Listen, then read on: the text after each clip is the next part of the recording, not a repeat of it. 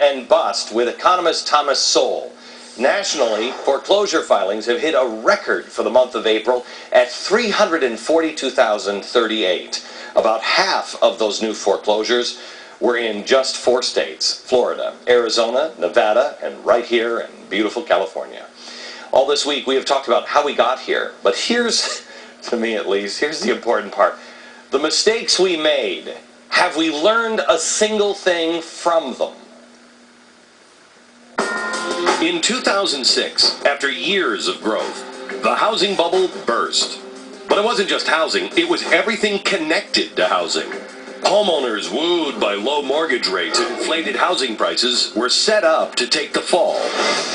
All it took was the government and groups like Acorn calling for more affordable housing to really set the stage for an economic apocalypse. Wall Street joined in and sold bundled securities of subprime mortgages and sold them all over the world. No one listened to the warnings from experts like Thomas Sowell, scholar in residence at the Hoover Institute at Stanford University, explains in his new book, The Housing Boom and Bust. Virtually everybody threw up a red flag. I even did a piece in the Wall Street Journal in 2005 saying, this whole thing could collapse like a house of cards. But more important, Alan Greenspan and others, the head of the Federal Deposit Insurance Corporation warned them. The Secretary of the Treasury under Bush warned them. Fortune magazine warned them. Barron's warned them. The Economist magazine in London warned them. Everybody and his brother told them this wasn't going to last. They didn't want to hear it. And there was, whatever the risks were to the taxpayers and to the economy, there was virtually no risk to the people who were pushing this. So where were the credit ratings agencies? Well, they in a sense did the best they could. It's just that the best they could wasn't very good. And they didn't recognize that fact.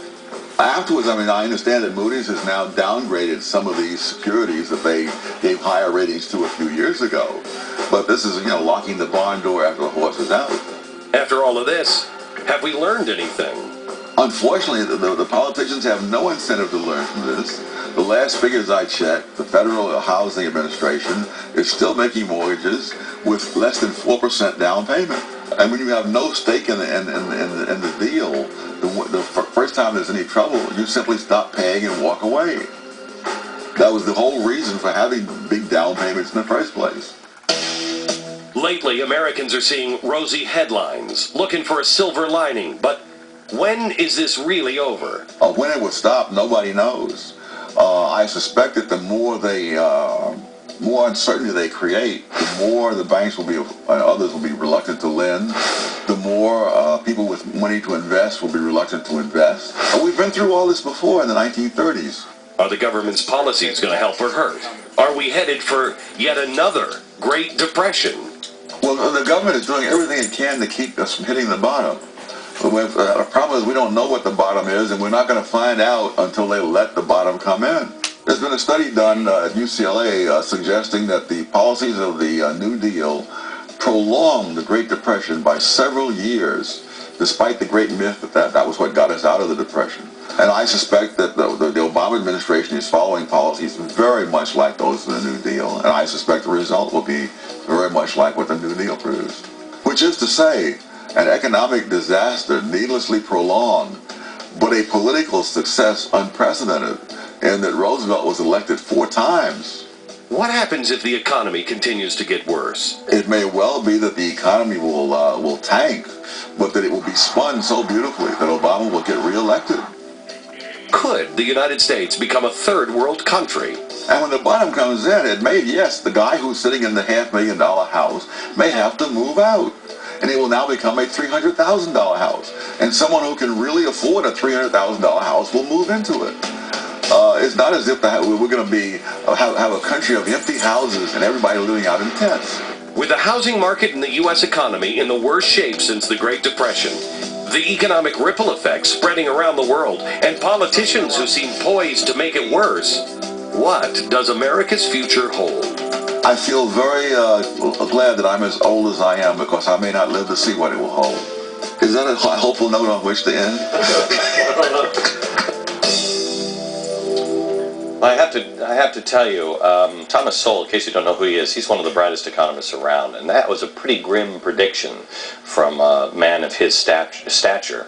But But according to the Mortgage Bankers Association, 1 in every 8 of us is late on a mortgage payment or in foreclosure right now. 1 out of 8. If you think the government is going to bail everybody out, ask yourself, can they even afford to? Wait until you see a segment we have coming up later in the program. If you take Los Angeles County, for instance, they are now going to cut tax assessments for thousands of homeowners, which will cost the county $450 million in tax dollars. That's one county in 1 year. All of this could have been avoided if we just would have used common sense. Home prices cannot go up indefinitely. We haven't been able to learn from our true history, but can we learn from the history of 5 minutes ago? Please. To quote Barack Obama, yes, we can, but we have to start looking at things. The Housing Boom and Bust is a great book. I read this book, I don't know, 3-4 weeks ago. It's available now, and it is tremendous if you really want to understand where we were and be able to understand where we're headed. Next, exposing the big guns behind Acorn, the 6